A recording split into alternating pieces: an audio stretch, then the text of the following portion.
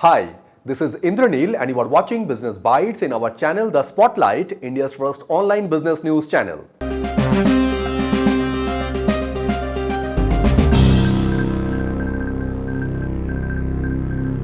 In today's Business Bites, first news we have Tata advanced system to manufacture Rafale aircraft in India and will deliver the first units by the financial year 2028.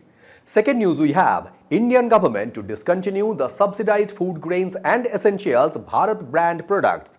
Third news we have digital payment ecosystem became very competitive in India while Flipkart gets RBI's NBFC license for direct lending.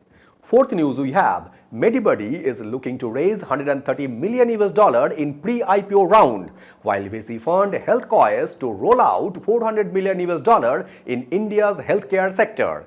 And fifth news we have Apple has authorized India iPhone repair business to Tata. In first news, Tata advanced system to manufacture Rafale aircraft in India and will deliver the first units by financial year 2028.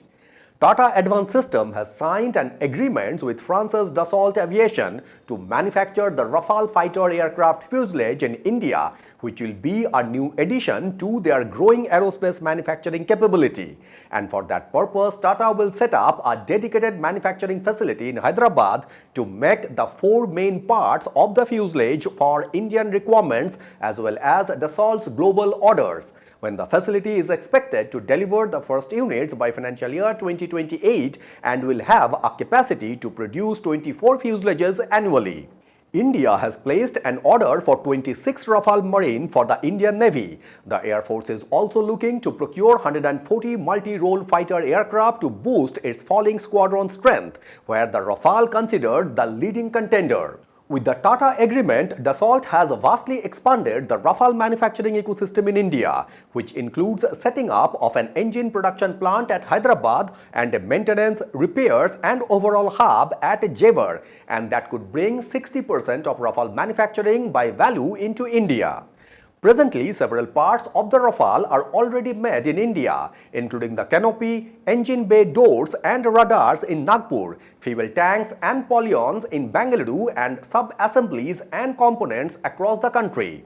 Tata Advanced System is India's largest military aviation manufacturer when the company is making the C-295 transport aircraft in partnership with Airbus and delivers helicopter fuselages for Boeing's global orders.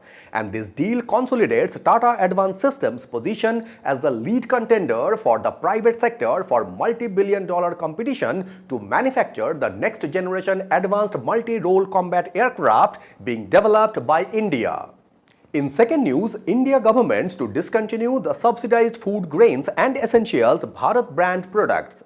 The government of India has decided to discontinue Bharat brand products as prices of essential food items like wheat, rice and pulses have stabilized, with food inflation falling to 1.78% in April from 8.7% a year ago. When the central government of India has made the Bharat brand a label launched in 2023 to provide food grains and other essential food items to the middle class at subsidized prices. According to the Agriculture and Farmers Welfare Ministry's second advanced estimates of production of major agricultural crops, India has produced record rice, wheat and maize in the 2024-25 Kharif season, and the production of major pulses like tur, gram and lentils has also gone up compared to the previous season, and that is bringing the prices under control. The government launched Bharat Dals, Bharat Rice and Bharat Atta in 2023 for retail sales when high food inflation started hurting the general public, especially those who were not below the poverty line and so were not eligible for free grains under the Pradhan Mantri Garib Kalyan Anna Yojana, and it launched the second phase of Bharat brand of atta and rice with an increased allocation of the staples and higher prices in November last year after food inflation breached the 9% mark. The distribution in the first phase between October 2023 and June 2024 was 1.52 million tons of wheat flour and about 1.46 million tons of rice. The phase 2 allocation for rice has been around 291,738 metric tons and for atta 369,947 metric tons. Apart from selling across India through retail stores, the government was using mobile vans, all major e-commerce sites and quick commerce companies to increase the reach. And now the forecast of a good monsoon during the June to September period has led to expectations of a robust production, which will help keep price under check to be with the decision of discontinuing the Bharat brand. In third news, digital payment ecosystem became very competitive in India, while Flipkart gets RBI's NBFC license for direct lending. The digital payments ecosystem has become intensely competitive, with the Reserve Bank of India issuing payment aggregator licenses to more than 50 entities, which is pushing core transaction processing margin to an unsustainable levels. When the aggregators facilitate digital payments for online merchants in categories like e-commerce, food delivery, and travel. With a crowded field and large players like Razorpay, Cashfree, PayU, and Paytm slashing rates, newly licensed firms are finding it increasingly difficult to scale sustainably.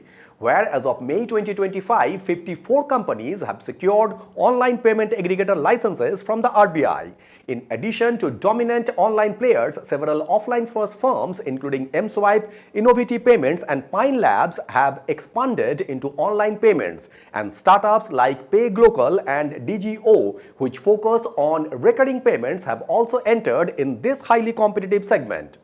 On the other side, e-commerce giant Flipkart has received a non-banking financial company license from the RBI, and with this license, the Walmart-owned firm can now extend credit from its own books. After Flipkart entered UPI payments, this is the second major fintech foray from the e-commerce major. While in May, Flipkart UPI processed 3.47 million transactions and settled 195 crore. When the new license will allow Flipkart to lend from its own books, the company is already working with Axis Bank for a credit card product and with other lenders for consumer loans and buy now pay later offerings, and this development comes at a time when Flipkart has decided its plans to list on Indian stock exchanges. In fourth news, Medibuddy is looking to raise $130 million in pre-IPO round, while VC fund HealthCois to roll out $400 million in India's healthcare sector. Medibuddy was founded by IIT Madras alumni Satish Kannan and N. Basakar, when the health tech firm matches patients with doctors, hospitals, and diagnostic service providers. The company have launched a structured fundraise process led by Avendus Capital with a target of $60 million, which include $25 to $30 million in primary capital and $30 to $35 million in secondary, with an intention solely to provide a standard exit opportunity for a few early angel investors.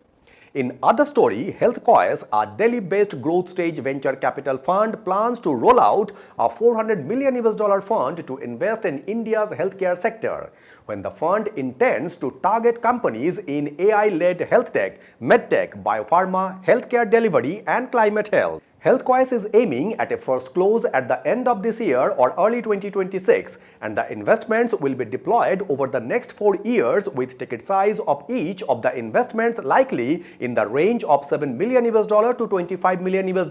HealthCois is a successor fund to HealthQuad 1 and 2, which are invested in CureAI, GoActive, and CureSkin, among others. It plans to deploy 50% of its investment towards health tech and about 10 to 15% each across biopharma, medtech, healthcare delivery, and climate health. As the idea is to back early growth Indian healthcare companies that use tech or innovative business models to address critical challenges in the healthcare system and solve for affordability, accessibility, and quality of care. And in fifth news, Apple has authorized India iPhone repair business to Tata. Apple has brought in Tata Group to handle repairs for iPhones and MacBook devices in its fast-growing Indian market, which is signaling the Indian conglomerate's deepening role in the US tech giant Apple's supply chain. As Apple looks beyond China for manufacturing, Tata has first emerged as its key supplier and already assembles iPhones for local and foreign markets at 3 facilities in South India, with one of them also making some iPhone components. In its latest partnership expansion, Tata is taking over the mandate from an Indian unit of Taiwan's Wistron ICT Service Management Solutions and will carry out such after-sales repair from its Karnataka iPhone assembly campus. Counterpoint Research estimates around 11 million iPhones were sold in India last year, giving Apple a 7% market share compared to just 1% in 2020. Tata's deepening partnership with Apple could also pave the groundwork for Apple directly selling refurbished devices in India, like how it does in US currently, while Apple's official service centers across India can do basic repairs, while they would now ship phones and laptops to Tata's facility for more complex issues. However, Wistron's ICT will continue to service other clients excluding Apple. So these were the top 5 business newses from Business Bytes in our channel The Spotlight, India's first online business news channel. I would like to request you to please subscribe this channel so that you can have all the updates from our end. Thank you very much for watching Business Bytes and signing it off.